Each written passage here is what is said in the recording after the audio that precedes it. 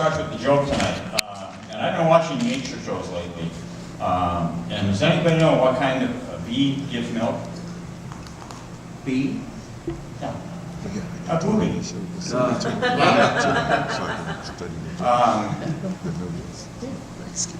In our seemingly endless quest for war, I've written a number of poems. This is one of them.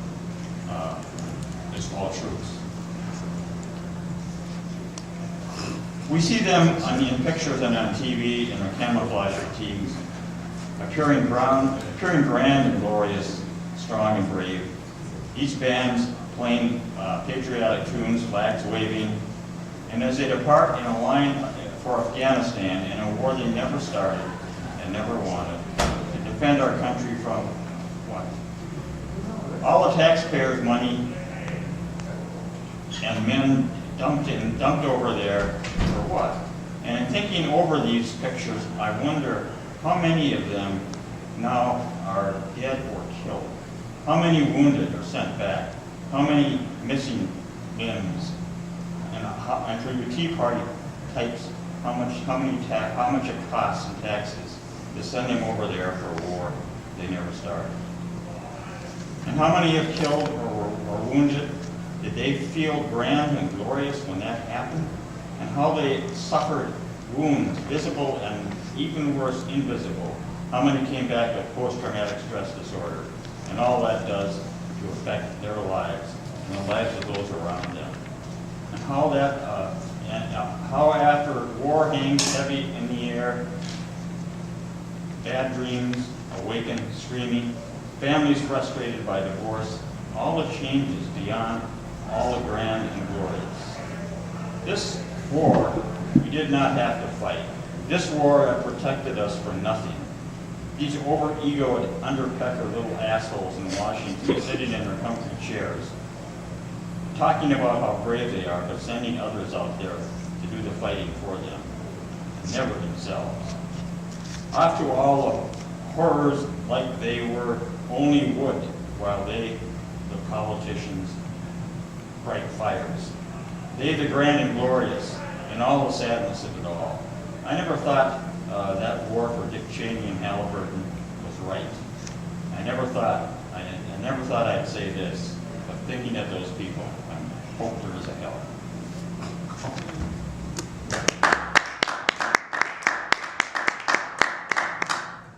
This is called Old Smoky Blues Bar. Blues Man. You were there on a chair, cradling the guitar like it was a woman, stroking it. In a crowded smoky bar, singing out the pain with a tear-stained eye. This place where sorrows and passions meet, and pain comes pouring out like an overturned whiskey glass in the music that you make. Pain strumming on you in the same way that you play, that you sing out to the others there, that you do on your guitar. The words wishing that they did not have to say themselves, but they do, because they must, because there is so much deep pain inside of us, that the heavy pain of loss, festering, and the only way to let it go out is the blues man to play it out with your guitar and singing. It's music, the beginning of the climb. Like a small light searching in the darkness, and so rising from it rising over some of the pain from your singing and the pain from the audience where they have known it too. All the heavy parts of life there in your charity. When they were sharing what they feel inside, and though you're speaking for themselves, they too feel what you're saying. You, blues man, singing it out, and so showing all the tears that you have in your heart, like the medicine of melancholy. These feelings that suck you down like a deep, soft mud in the swamp.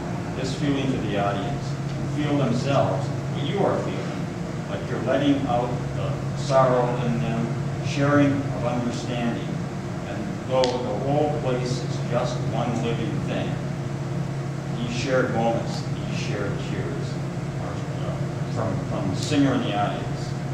And there, walking, and then after, walking down the road, who knows where, sing it out.